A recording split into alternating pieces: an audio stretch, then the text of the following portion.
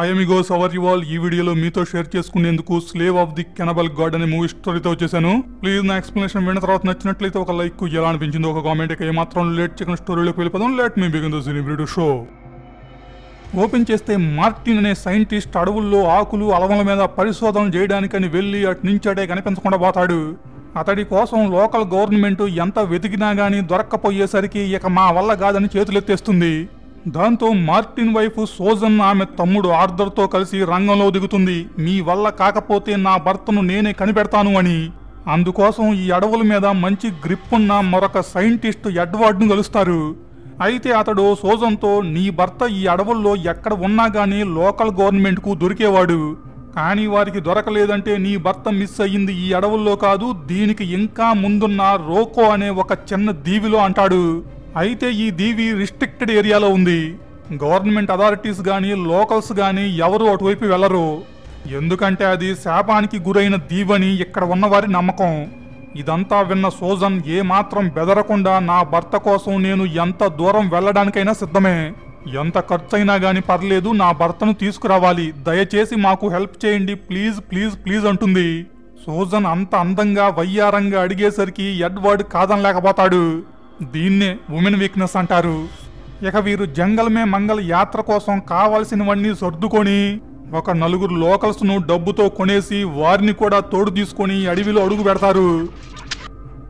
అక్కడి నుండి కింద మీద పడుతూ ఎలాగోలా మొత్తానికి ఆ దీవికి చేరుకుంటారు. అక్కడ దిగ్గానే సెర్చ్ ఆపరేషన్ మొదలెడితే తన భర్త యూజ్ చేసే పాకెట్ నైఫ్ ఒకటి దొరుకుతుంది. దాంతో కన్ఫర్మ్ చేసుకుంటుంది తన భర్త ఈ దీవికే వచ్చాడని. ఇక అక్కడి నుండి ఆగకుండా సెర్చ్ చేసుకుంటూ ముందుకెళ్తారు. అయితే వీరికి సహాయంగా వచ్చిన నలుగురు ఒక్కొక్కరిగా చనిపోవడం మొదలవుతుంది.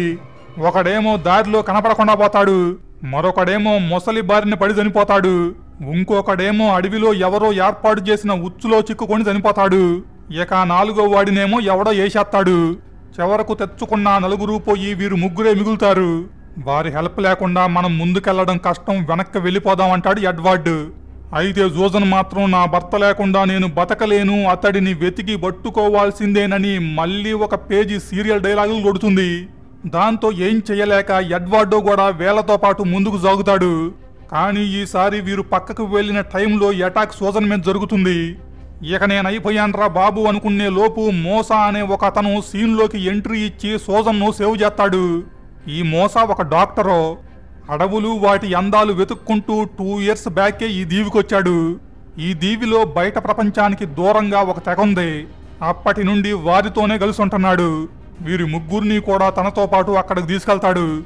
మరి వీరిని అటాక్ చేసింది ఎవరంటే, వీరు కాక ఈ దీవిలో ఉన్న కొండపైన మరొక తెగుంది. అయితే వారు కిందకి రారు, వీరు పైకి వెళ్లరు. వారిలో ఒకరు దారి తప్పి కిందకొచ్చి మీ మీద అటాక్ చేసుండొచ్చు అని చెప్తారు. అది విన్న సోజన్, అయితే తన భర్త అక్కడే ఉండుంటాడు, అక్కడికి వెళ్దామంటుంది. కానీ వారు వీరిలాగా కనిపించగానే సాదరంగా ఆహ్వానించి పొద్దున్నే బ్రేక్ఫాస్టు, మధ్యాహ్నం లంచి, నైటు డిన్నరు పెట్టే టైపు కాదు. దొరికితే కైమా కొట్టుకు తినేసే నరమాంస భక్షకులుండే తెగ. పైకి వెళ్ళినోడు తిరిగొచ్చినట్టు చరిత్రలోనే లేదు, మీరు వెనక్కి వెళ్ళిపోవడం మంచిది అంటారు. కానీ సోజన్ మాత్రం మళ్ళీ సీరియల్ డైలాగులు మొదలెడుతుంది. నా భర్తే నా జీవన జ్యోతి, ఆశాజ్యోతి, నేనే గనక పతివ్రత శిరోమణినైతే, నా మాంగళ్య బలమే గనక గొప్పదైతే, నా సిక్స్త్ సెన్స్ చెప్తుంది ఆయన ఇంకా బతికే ఉన్నాడు, నా కోసం ఎదురు చూస్తున్నాడు, ఆయన దొరికితే గాని నేను ఎక్కడి నుండి వెళ్ళను అని శపథం చేస్తుంది. సోజన్ను చూసి అక్కడున్న వారంతా, ఆహా ఎలాంటి ఇల్లాలీమే అనుకొని ఉత్తమ ఇల్లాలు కేటగిరీలో నామినేట్ చేసి అవార్డు కూడా ఇస్తారు. అయితే ఇక్కడ వారి హెల్ప్ లేకుండా కొండపైకి చేరడం కష్టమని సోజన్ మళ్ళీ వయ్యారంగా మొహం పెట్టి ఈసారి మోసాను అడుగుతుంది, ప్లీజ్ మా వెంట వచ్చి మాకు కొంచెం హెల్ప్ చేయండి అని.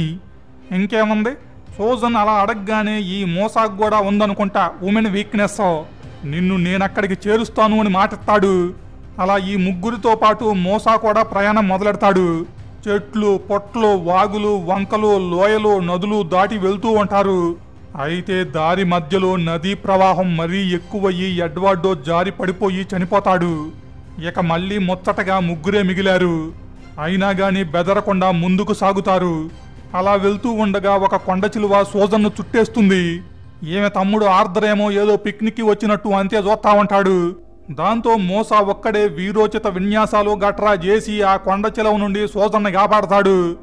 అలా మొత్తానికైతే సచ్చి బతికి ఆ కొండ చివరికి చేరుకుంటారు. అయితే అక్కడ ఉన్న గుహల నిండా పుర్రెలు ఎముకలు అప్పుడే పీక్కు తిన్న కలేబరాలు. అవి చూసిన మోసా ఇక ఎక్కడుంటే డేంజర్ వెనక్కి వెళ్ళిపోదామంటాడు. అయితే ఈ అక్కా తమ్ముడు మాత్రం ఏదో వెతుక్కుంటూ ఇంకా పైకి వెళ్తూ ఉంటారు. అసలు వీరు దేన్ని వెతకటానికి వచ్చారా అని వారి వెనకాలే వెళ్లిన మోసాకు అప్పుడు అర్థమవుతుంది, ఈ వయ్యారి ఇక్కడికి వచ్చింది తన భర్త కోసం కాదు, యురేనియం కోసమని. మ్యాటర్ ఏంటంటే సోజన్ భర్త ఎడ్వర్డోకి ఈ కొండ మీద యురేనియం నిక్షేపాలు ఉన్నాయని సీక్రెట్ ఇన్ఫర్మేషన్ తెలుస్తుంది. వాటి ఎగ్జాక్ట్ లొకేషన్ తెలుసుకునేందుకు ఆకులు అలమల మీద పరిశోధనల పేరుతో ఈ దీవిలోకి దిగుతాడు. ఆ తర్వాత కనిపించకుండా పోతాడు. అయితే ఇక్కడికి వచ్చే ముందే విషయాన్ని సోజన్కి చెప్పొస్తాడు. ఈవిడేమో వెయిట్ చేస్తూ ఉంటుంది, ఎప్పుడొస్తాడు, ఎప్పుడు ఇన్ఫర్మేషన్ తెస్తాడు, తేగానే కొన్ని వేల కోట్లు ఎలా సంపాదించి వెనకేసుకుందామని. ఆ వచ్చిన డబ్బుతో ఏమేం చెయ్యాలని పెద్ద పంచవర్ష ప్రణాళికే వేసుకొని కూర్చుంటుంది. అయితే వెళ్ళినోడు తిరిగి రాడు. తిరిగి రాకపోతే రాకపోయాడు, ఈవిడకి మొగుడు పోయాడు అని బాధలేదు, ఆడు కాకపోతే ఇంకొకడో. కానీ వచ్చిన బాధల్లా ఇన్ఫర్మేషన్ తెలియలేదు అని. ఆ ఇన్ఫర్మేషన్ కోసమే మొగుడిని వెతికే పేరుతో ఈ యాత్రలో. విషయం అర్థం కాగానే మోసాకి బుర్ర తిరిగిపోతుంది. మోసిని, నీకంటే మా వాళ్ళు ఉత్తమ ఇళ్ళ అవార్డు ఇచ్చింది. డబ్బు కోసం అడవుల్ని నాశనం చేయాలనుకునే మీలాంటి వారితో ఉండటం పాపం అని వెళ్ళబోతాడు.